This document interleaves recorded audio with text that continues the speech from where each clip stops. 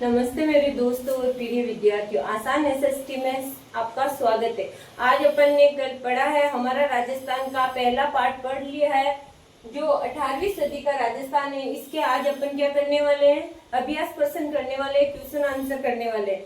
तो देखो, पहले यहाँ से देखना आप ध्यान से, आपको शब्दावली हर एक लेसन की करनी है अपनी नोटबुक में और उसको लर्न भी करना है, याद करना है, समझना है।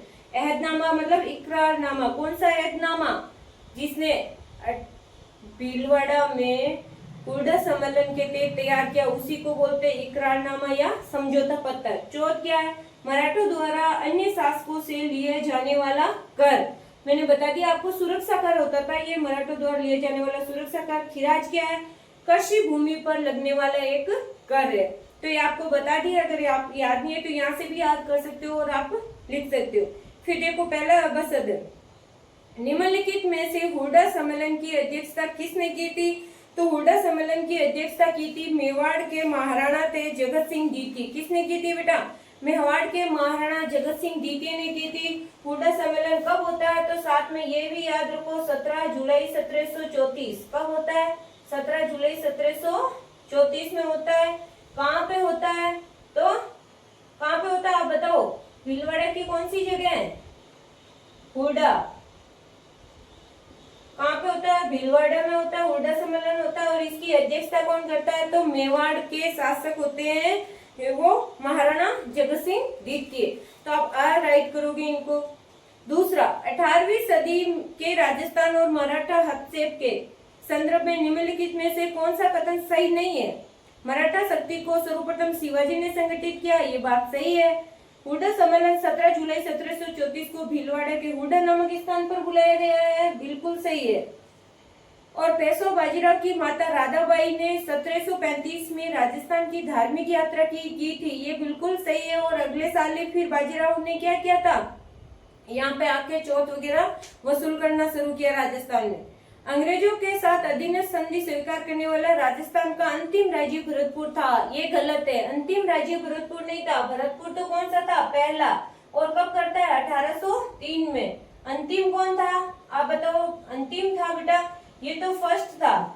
और लास्ट कौन था? सबसे लास्ट सिरोही था। कौन था? सिरोही। तो आपको ये भी पता होना चाहिए सही कैसे, गलत तो है ये, इसने मतलब भरतपुर लिखा है, भरतपुर तो फर्स्ट है और लास्ट सिरोही है, तो द करना आप।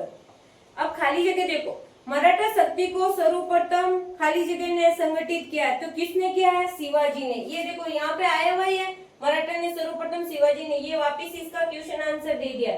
आपके राजस्थान की बुक चेंज होके आई है, 3 पार्ट और जुड़े हैं इसमें और बहुत ही अच्छे पार्ट जुड़े, बहुत ही अच्छी बुक्स है, तो आप इसको जरूर पढ़े। राजस्थान में दूसरी खाली जगह देखो, रिक्त स्थान।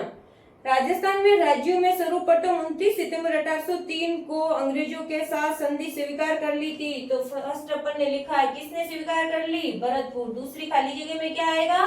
भरतपुर। पहली खाली जगह में आएगा आपके शिवाजी।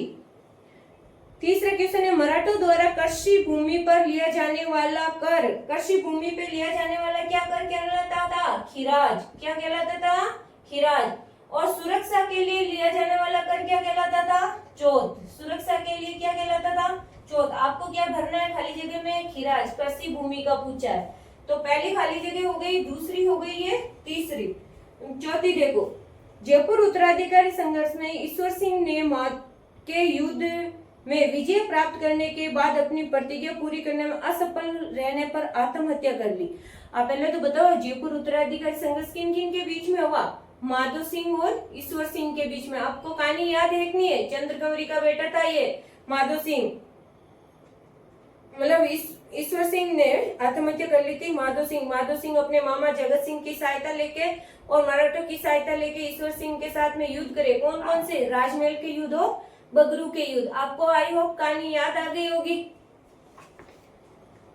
तो इसके सेनापति ईश्वर सिंह को खुद का सेनापति धोखा देता, इसलिए वो क्या कर लेता? आत्महत्या। और सवाई जय सिंह के ये दोनों बेटे होते हैं। चलो अब अपन मिलान वाले क्वेश्चन देखते हैं, सुमिलित कीजिए वाला थर्ड क्वेश्चन है। तो मराठों का राजस्थान की राजनीति में प्रथम हस्तक्षेप का था, तो बूंदी के शासक को बिठाया था 1734 वाला। ख से मिलान करो। पहले को ख 1734 ईस्वी में बूंदी में हद से। अटक से कटक का लक्ष्य किसने रखा था? तो अटक के कटक का लक्ष्य बाजीराव पेशवा ने रखा था। मैंने आपको कल ही बताया अटक से कटक का मतलब क्या, इधर पाकिस्तान से महानदी मतलब सिंधु से लगा के महानदी उड़ीसा तक का, पूरा उत्तरी भारत तक का। तो दूसरे को ग से मिलाओ। और राजस्थान में मराठों का सर्वप्रथम प्रवेश कब होता है? तो 1711 में होता है और मेवाड़ में होता है। कहाँ पे होता है? 1711 मेवाड़। तो इसको क से मिलाओ।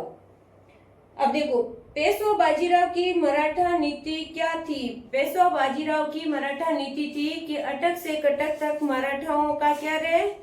मराठों का राज रहे या मराठों का झंडा लहराने के लिए उसने कहा था। तो देखो यहां से आप कर सकते हो बेटा,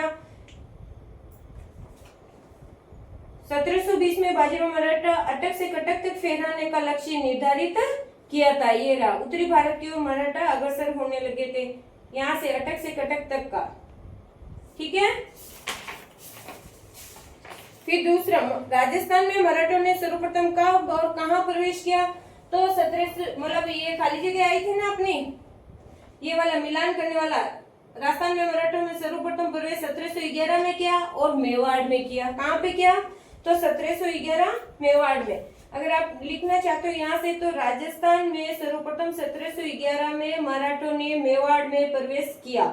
ये दूसरे का, यहाँ से पहले का हो गया, यहाँ से ये दूसरे का उत्तर हो गया। ये देखो आपको दिख तो रहा है ना सही से।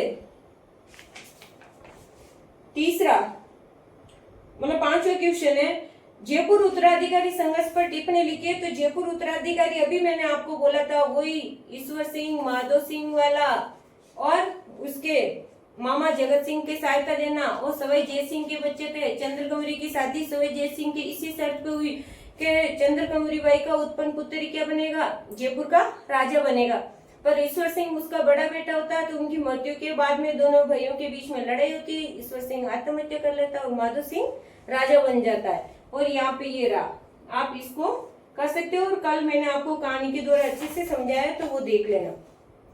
हुड्डा सम्मेलन का क्या ऐदनामा तैयार किया गया? तो हुड्डा सम्मेलन आप यहाँ से कर सकते हो, ये रहा आपके। इस सम्मेलन का ऐदनामा निश्चित हुआ कि एक दूसरे के साथ मिलकर रहेंगे, एक का शत्रु दूसरे का मित्र, दूसरे का शत्रु मित्र होगा, और नई योजना मिलकर साथ में बनाएंगे और वापिस रामपुरा में एकत्रित होंगे और आगे की योजना का मतलब बातें करेंगे। पर ये सभी कागजी शर्त पर मतलब कागज पर ही ये शर्तें रह गई, इसकी कोई पालना नहीं की गई। यहां से कर लेना ये वाला पैराग्राफ। चलो हुड्डा सम्मेलन, अगला क्वेश्चन। हुड्डा सम्मेलन में सभी राजपूत शासक मिलकर मराठों के खिलाफ एकजुट क्यों नहीं हो पाए? देखो वैसे तो राजपूत शासक थे, जाति भाषा धर्म वेशभूषा से सब एक थे, पर उनमें एकता का, आपस में एकता का अभाव था। आपस में राजा बनने के चक्कर में आपस में ही लड़ रहे थे वो अपने साम्राज्य विस्तार की नीति के कारण। तो यहाँ से कर सकते हो, राजपूत शासक जाति भाषा धर्म से लेके या राजस्थानी शासकों तक प्रभुत्व बढ़ता गया था यहाँ तक। फिर लास्ट क्वेश्चन, 1857 के संग्राम में सामंतों की प्रतिष्ठा घटने में आम जनता में असंतोष क्यों फैल गया था? आम जनता में असंतोष क्यों फैल गया था?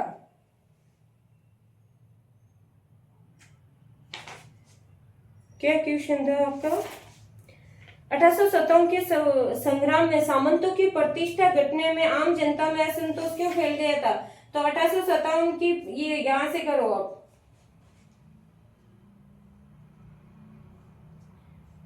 संधि वगैरह कर ली थी और देश की खिरासास आर्थिक स्थिति खराब हो गई। आंतरिक मामलों से अंग्रेज सामंतों को विशेष अधिकार और शक्ति नष्ट करने का दबाव डाला और प्रतिष्ठा हानि पहुंची, इसलिए ये व्यापार वगैरह खत्म हो गया। तो यहाँ से आप इस पैराग्राफ से करना है। तो आई होप आपको क्वेश्चन आंसर सारे मिल गए होंगे। आप आराम से अपनी नोटबुक में करें और इनको याद जरूर करें। Thank you.